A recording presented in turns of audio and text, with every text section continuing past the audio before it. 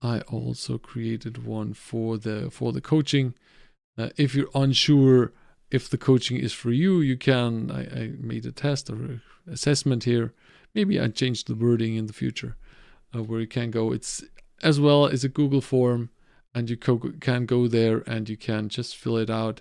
I added the links as well there if you're coming from outside, and you can basically find out, okay, data engineering is something for you. Can the coaching help you? What are we doing in the coaching? And for that, I added basically to each question that is in there. Here's at teamdatascience.com. So basically, I made here this, first of all, general stuff, general questions. I need to fill it out here. And then I had some, should we click through it? Okay, so like I want to become a data engineer. You can spend 5 to 10 hours a week on working with this, because it's like, if you don't have a lot of time, the coaching is not really helpful, because you need to spend some time actually looking at stuff and researching, because I can't do all the research for the people. And yeah, then I had something about the hours. Let's just mark 1. And what people expect from the coaching. Like, do they expect to be mentored, or they need to like holding the hand and like exactly what people should do. That's usually not what we do here.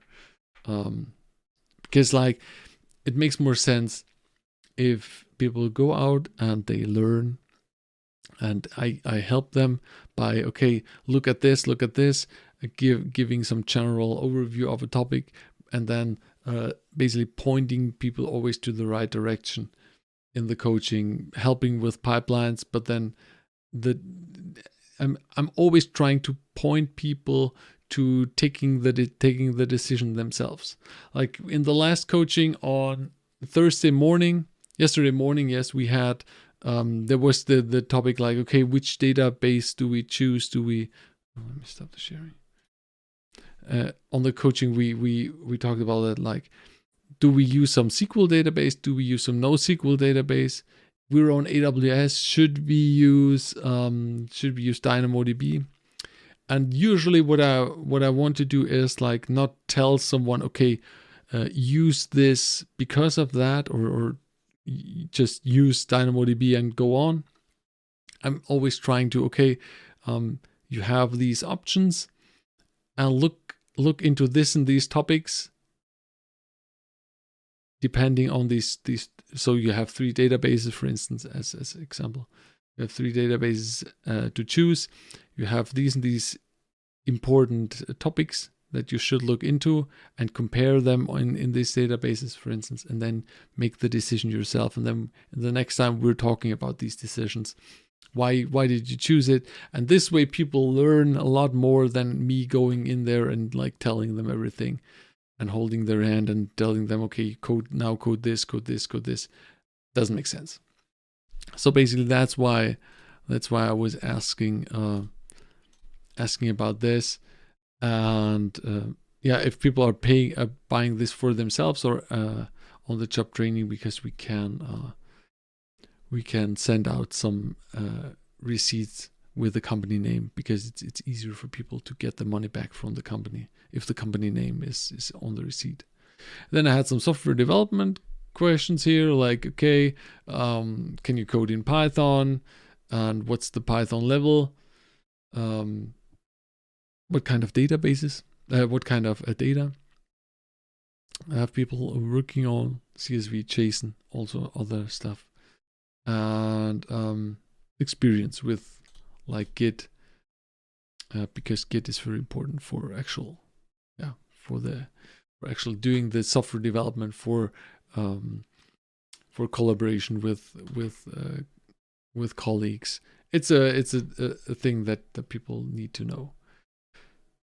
Then I had something about databases here, like have you been working with relational databases before? Let's say yes. Simple statements. Which type of queries have you been working with? And have you been designing a SQL database before? Let's say no here. So that's important because SQL, you can look here and there. SQL is still the most important language for querying databases. And like I know I always say SQL databases. Usually it should say relational databases. Usually people give me shit about that, but like I always like keeping with SQL. And yeah, so that, because they are very, very important. A lot of people have them, a lot of companies have them. And then I have a complete list of optional questions where you can write me a comment, where you can mark like, okay, Linux, NoSQL databases, server structures, everything, basically Docker, REST APIs, your experience from no skill 0 to expert 3. I intentionally used only 4 because then there is no middle ground. Like you need to decide, am I in the lower 2? So 0 or a bit, or 0 or beginner, immediate or expert.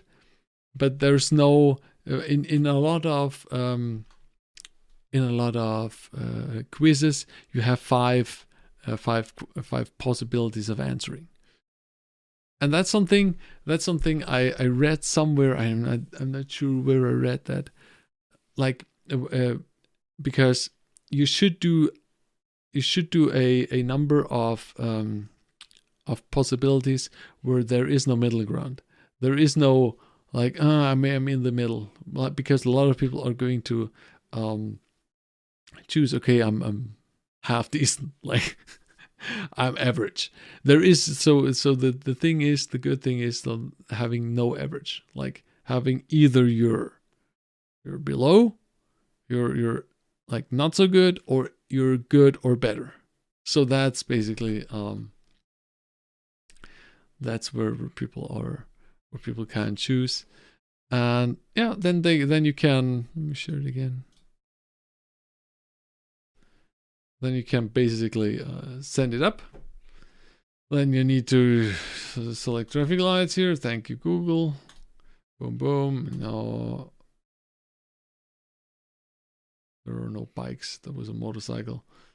And so then you can, after that, you can see your count, 23 of 27. So basically, this is a very, very good fit. And this way, that you here I also have all the answers that are written, so you can then check if this is something for you.